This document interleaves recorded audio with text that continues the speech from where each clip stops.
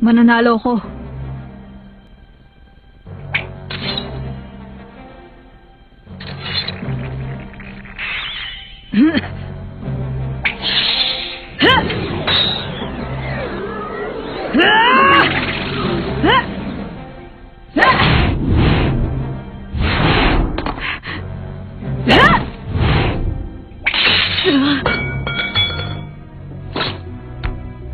Tama ka, pero pupunan kong pagkawala ng espadang yun.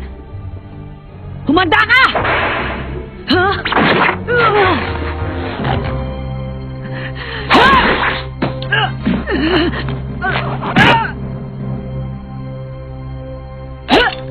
Hisoka! Ha?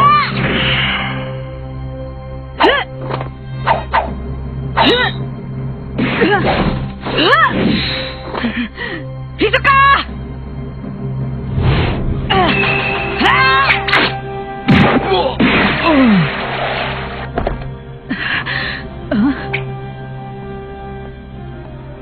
Pwede naman ako sumuko, hindi ba? Ang nagwagi, si Kurapika!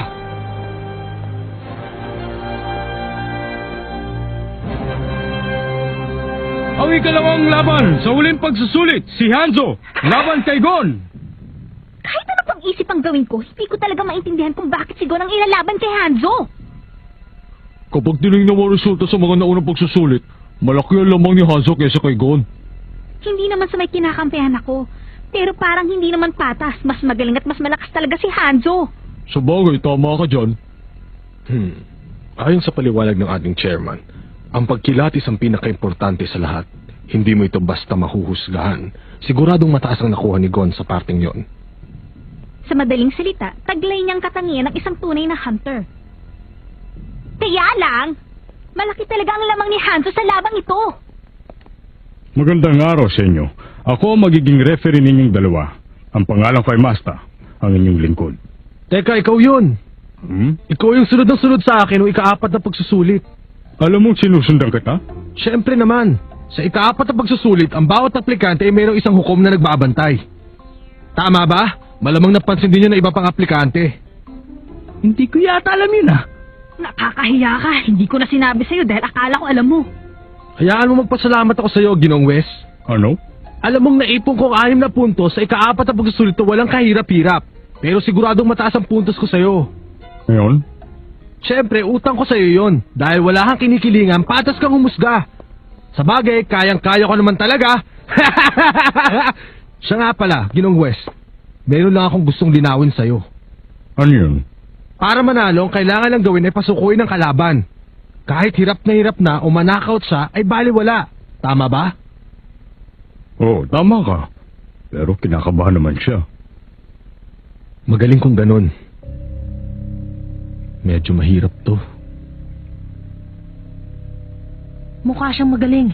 Pero may tiwala ako sa aking bilis at resistensya. Gagamitin ko ang aking bilis para mapasuko ko siya.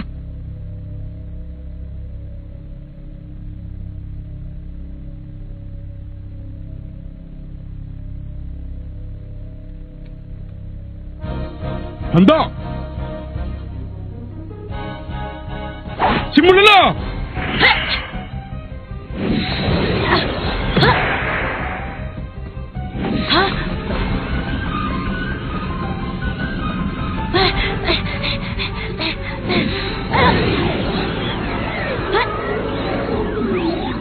Malamang, malaki ang tiwala mo sa iyong Vincent.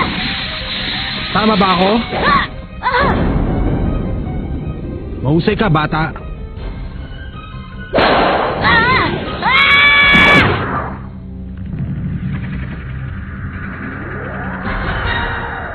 Masyado ka pang bata, pero mahusay.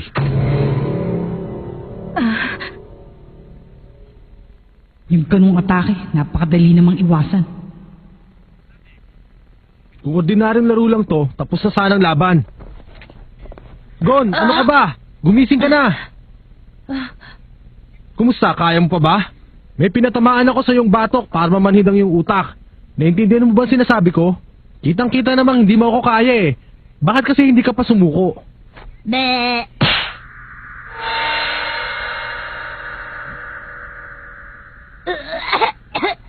Mag-isip ka mabuti, bata. Kung susuko ka na, hindi ka na makakatsimpa ng sakit ng katawan. Meron ka pang reserbang lakas para sa susunod mong laban. Kaya huwag ka nang matigas ang ulo. Hindi ako susuko. Sabihin mo na. Gawin mo na kung ano gusto mo.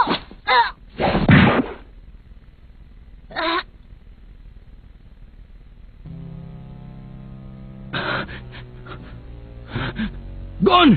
Sumuko ka na sa kanya! Meron ka bang pag-asa? Tama na yan! Leorio, kung ikaw ang nasa posisyon ni Gon, masasabi mo bang susuko ka? Kagaya niyo ni Gon, hindi rin ako susuko. Kahit mamatay pa ako. Kaya lang hindi ko talaga mapigilan na aking sarili.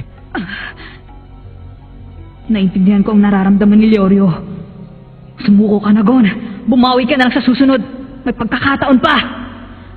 Masyado namang talagang ito si Chairman Netero. Parang hindi marunong mag-isip. Dapat tayo na lang nagplano. Kailangan sumuko ang isa bago matapos ang laban. Sino ba naman sa mga aplikante niya ng baliw na susuko? Pero kanina may sumuko naman, hindi ba? Hindi siya maaaring isali sa usapan dahil mukhang may naglalaro sa isip ni Ginoong Hisoka. Ang problema ay ang batang yan. Anong mangyayari kung hindi na makaya na magsalita ay mamaya, ha? Naiinis na talaga ako sa sistema ng tournament na ito. Delikado ang buhay niya. Hindi pa tapos ang laban na to. Sabihin na natin lamang ka sa akin, pero may natitira akong lakas.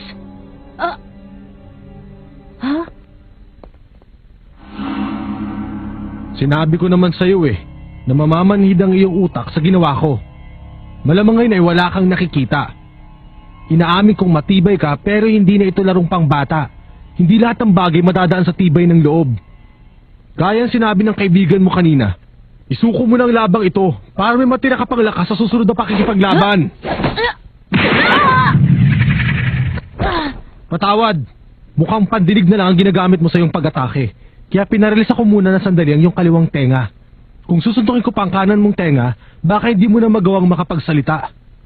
Kaya hahayaan kong makarinig ka pa. Huwag mo nang pahirapan ang sarili mo. Kailangan bang humantong sa ganito? Aray, narinig kita kaya lalaban pa ako. Hindi mo ako mapapasuko. Oo nga pala. Muntik ko nang makalimutan na malakas ang iyong tenga. Gon! Kailangan mo yan! Para ma-press-con ka na kaunti!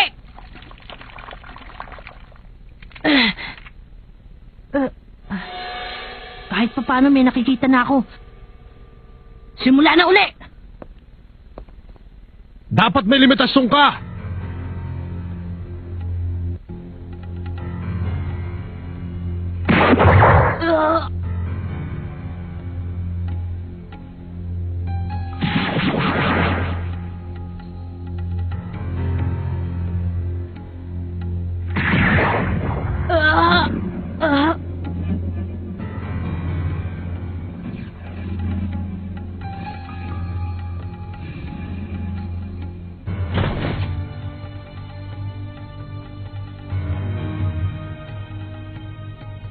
Mahigit na tong 3 oras.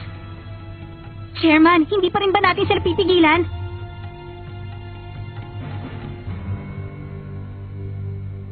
Alam kong naririnig mo ko. Meron lang akong itatanong. Alam mong maaari tayo gumamit ng armas, hindi ba? Bakit hindi mo ginamit yung pamingwit? Kung hindi ako nagkakamali, yun ang pinag-agaw mo sa numero ni Hisoka. Akala mo ba'y matatalo mo ako ng walang ginagamit na armas? Kung ganun man, siguro minamalit mo ang aking kakayahan. Tama ba ako? Mali ka! Kapag humaharap ako sa kalaban, iniisip ko laging mananalo ako, pero hindi ko minamalit ang kalaban! Kung ganun, bakit ayaw mong gamitin ang iyong armas? Ang aking armas? Alam mo bang ang pamingwit na yun ay pag-aari ng aking ama? Ano ngayon? Ang pamingwit na yun ay malaki na ang naitulong sa akin sa maraming pagkakataon.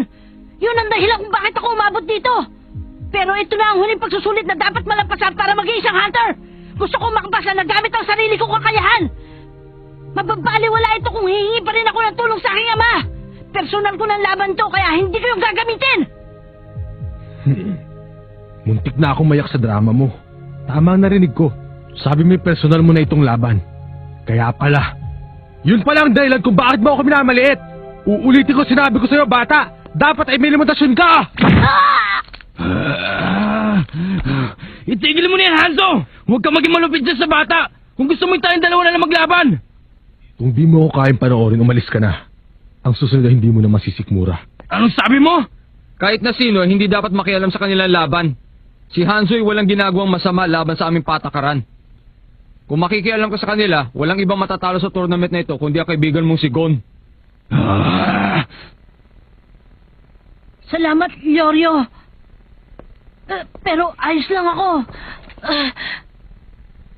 Kaya ko pang harapin itong si Hanzo. Hindi mo ako pwedeng tulungan ngayon, kaibigan.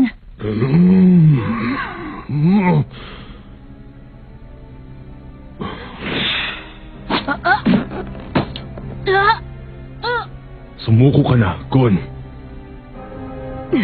Sumuko ka na! Sabihin mo lang, suko na ako! Kaya ko pa!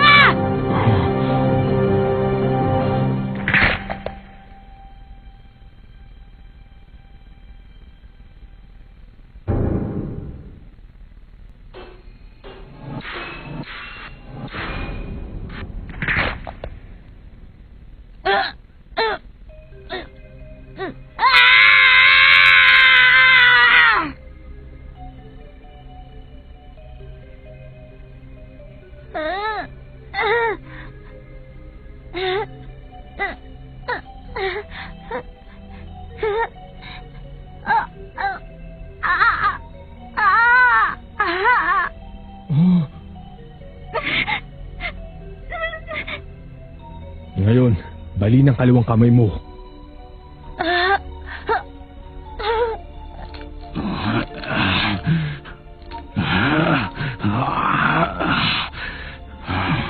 Kapag sinaktan ka pa ni Hanzo, sana'y mapatawad mo ako, Gon.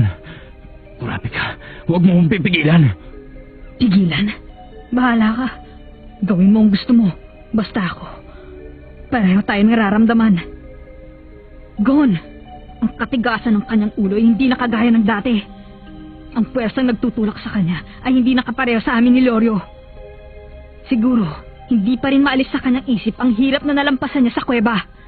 Pero kapag hindi siya sumuko kay Hanzo, baka maparalisa ang buong katawan niya. Siguro hindi mo na makaya na nararamdaman mo, kaya makinig ka.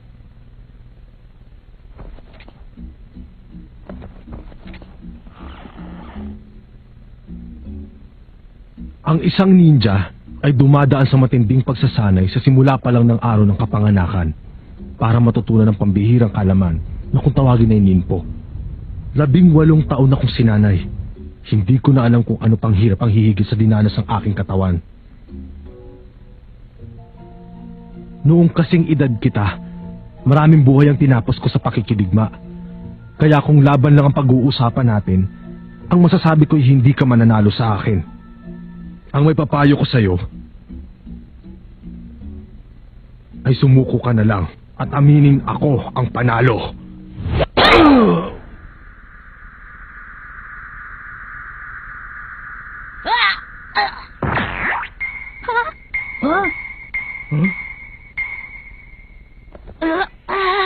Sa sobrang sakit at sa haba ng kwento mo, pakaramdam ko nakabawing bigla ang aking katawan.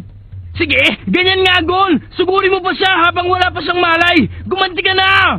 Sige na, baka magising pa yan Tapusin mo na yan! Alam ko na kung anong kahinaan ni Hanzo na nagpatalo sa kanya sa pakikipaglaban, ang kanyang kadaldalan. Napakagaling talaga ng batang yan! Sinasabi ko na nga ba't hindi siya basta magpapatalo sa laban? Hindi ba kasasabi mo lang na delikado lagay niya? Tumahimik ka nga dyan. Hindi kita kinakausap. Kung anong nangyari ngayon, yun ang mahalaga. Narinig ko ang kwento mo. 18 taong gulang ka pa lang. Ibig sabihin, 6 na taon ang tanda mo sa akin. Ang tournament na ito ay hindi palakasan. Ang pinag-uusapan dito ay kung susuko ka o hindi. Wala rin daw kung pakialam kung mas magaling ka sa akin. Kaya tumayo ka na dyan! Ang totoo niyan, binigyan talaga kita ng pagkakataon para makaganti ka. Sinungaling! Pumutok naman ang ilong niya. Pulbusin mo yung si Hanzo! Sige, habang mahina pa! Ginoong Hanzo. Eto. Salamat. Hindi niya na dapat ginawa yan. Makakapagpahinga patuloy ang kalbo na yan. Pagbigyan mo na. Hindi niya mapigilan ang kanyang sarili. Hindi ka talaga natuto. Mula ngayon ay hindi na kita papayuhan, bata. Iutos ko na kung anong gagawin mo. Baka naman hindi mo lang naiintindihan. Ipapaliwanag ko sa'yo sa madaling paraan. Sa susunod, hindi lang buto mo ang masasaktan. Kapag ito ang natikman mo, hindi ka na makakalakad. Pagsisisihan mo na sumali ka sa pagsusulit. Pero bago ko gawin yon, pagbibigyan kita. Sabihin mo lang na sumusuko ka na. Nalilito na ako! Oh? Huh? Ayoko kasi magkaroon ng maraming sugat sa katawan. Pero ayoko rin sumuko sa laban. Mabuti pa, ibang laban na lang ang gawin natin. Ha? Ang kulit mo talaga! Tignan mo nga kung ano ng kondisyon mo ngayon! Nakakagulat naman yung batang yan, pero sa tingin ko'y seryoso sa kanyang sinasabi. Tingnan nyo, naguguluhan na rin si Hanzo. Ano ngayon ang masasabi mo, Ginong Kalbo? Hanzo. Bakit ikaw magsasabi kung paano tayo maglalaban? Minamalit mo talaga ako, no? Gagamitin ko talaga sa'yo to. Bahala ka. Basta hindi ako susuko sa laban na ito. Kapag ginamit mong espadang yan, matatapos ang aking buhay. Kapag nangyari yon, ang babagsak sa pagsusulit na ito ay siya, hindi ba? Oo. Tama ka. Kita mo na, mamumblema lang tayong dalawa. Mabuti pa, pag-isipan mo, Hanzo. Okay? Ibang klase talaga siyang mag-isip. Kontrolado na niya ang sitwasyon. Ang tenga ng lahat ng tao ay hinihintay ang kanyang sasabihin. Tama ka dyan. Ano ba nangyari? Wala namang pinagbagong lahat. Hindi lumakas si Gon kaysa kay Hanzo. O bumalik ang nabalay ng buto. Bakit ba? Bakit para yatang bigla na lamang guminhawa ang magaspang na hangin umiikot sa silid na to? Alam ko na, iyon ang nasa likod ng lahat. Ano bang ibig mo sabihin? Kaya mataas ang markang nakuha ni Ginoong Gon. Ibig sabihin, yun ang pagpapagaan ng loob? Tama ka.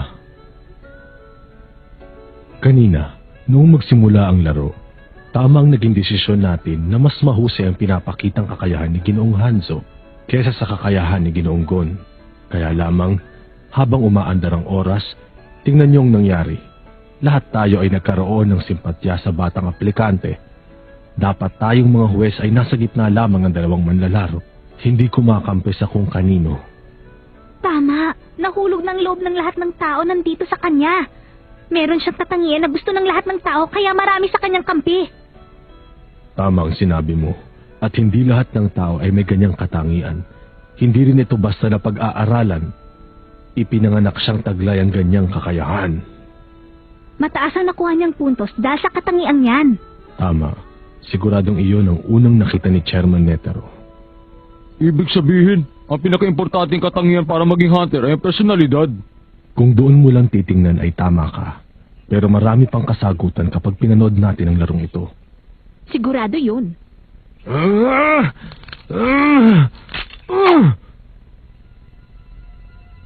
Kahit na hindi ka pa rin magtatagumpay. Kapag ikaw ay namatay, wala kang pag-asa. Kapag tinapos ko ngayon ang buhay mo, bumagsak man ako ay maaari pa akong sumali sa mga susunod na pagsusulit. Sumuko ka na! O ito lang yung magiging katapusan! Tamang sinabi niya, Gon. Kahit saan pa natin daanin, hindi mo siya matatalo sa laban. Napakalaki ng pinagkaiba niyo. Hindi mo makakain lampasan ang kakayahan niya agad-agad. At ang kakayahan niyan, ang pinakamahalaga sa lahat.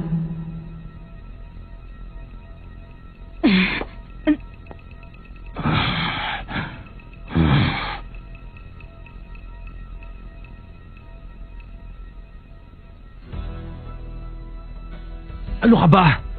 Bakit hindi ka pa sumuko? May pagkakataon ka pa. Pwede ka pang sumali sa 1 taon. Bakit ayaw makinig sa akin? Huwag mong sabihin pagpapalit mo dito ang iyong buhay. Ano mapapala mo kung patay ka na? Sabihin mo bakit ayaw mong pang sumuko? Dahil sa aking ama, hahanapin ko siya. Ang aking ama ay isang mahusay na hunter. Hindi ko alam kung nasa na siya ngayon. Pero naniniwala ako magkikita pa rin kami balang araw. Pero kung susuko ako sa'yo, may pakiramdam akong hindi na mangyayari yon. Kaya, bahala ka na. Kapag hindi ka sumuko, tapos ka na. Inuulit ko, bahala ka. Ikaw talaga, tigas ng ulo mo. Patawad, wala na akong magagawa. Tapos na ang laban!